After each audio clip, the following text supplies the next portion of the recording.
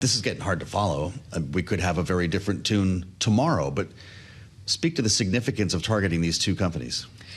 These are the harshest sanctions yet we've seen from the Trump administration on Russia, and it's, maybe not a coincidence we see them so soon after this idea of a kind of a quick, hastily arranged peace summit with Putin has fallen apart. He asked Secretary of State Marco Rubio to sort of talk with Sergei Lavrov, the Russian foreign minister, to try and lay the groundwork for this. And now, just a few days later, we're seeing some of the biggest sanctions yet. And again, these were sanctions that, the Biden administration generally, didn't want to do because they were worried about the price of gas. Trump is also worried about that as well. Even in this moment, we see sort of a seesawing around with Trump saying, some people saying the summit's still going ahead, some people saying it's canceled, like Trump just said, and others just saying, maybe Trump saying these sanctions might not be in place for very long. So the message is a little bit confused right now, and it could just be part of a campaign in general to put more pressure on Russia right now, because other things have not worked. Well, I woke up to imagery this morning, as you probably did as well, video of Russian drones crashing into civilian neighborhoods, a gas station that they were putting this massive fire out. So Vladimir Putin isn't slowing down here, and I suspect that this has the president upset, following many pleas to stop the fighting. I wonder, though, you mentioned the meeting between Marco Rubio and Sergei Lavrov. Is that the conversation that led to this breakdown? Yeah, I think at the moment we're not sure. I mean, Rubio spoke on his way out to Israel just last night, kind of saying they're still trying to kind of push things forward. But you can hear it in Trump's voice, the way he's talking about the conversations with Vladimir. He has the conversations, then nothing happens. Right. Yeah.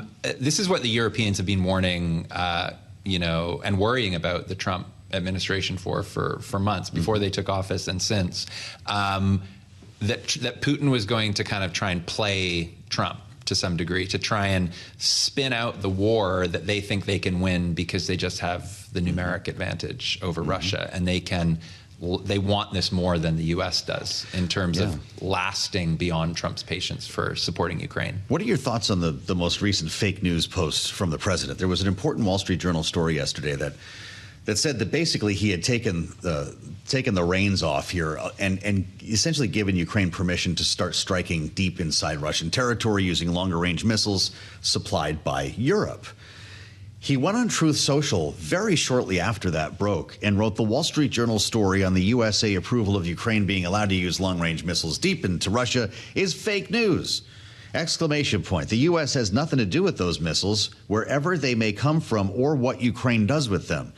But no one ever said that we did, right? This was, I think they call it a Storm Shadow missile that was used from Britain.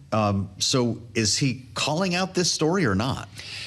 It's a little bit strange, and I think it happened in part because the story had a bit of nuance to it, and also it came at a time where everyone was trying to read the tea leaves about where the White House was going on Russia. So it looked like, the story appeared after, the peace plan started crumbling. And so people thought, oh, okay, well, the peace plan is crumbling. Here's this new thing. But when you read the actual journal story, it refers to the decision being made before the Zelensky meeting last week, presumably before the call with Putin the day before. Right. So it's not 100% clear. And it does also make clear that Ukraine had been firing into Russian territory with Storm Shadow missiles previously. So it's a bit of a complicated one. Do we know what the permission structure is here? Is the U.S. cool with this or not? At the moment, we don't. The journal seems to say that it was a sort of a U.S.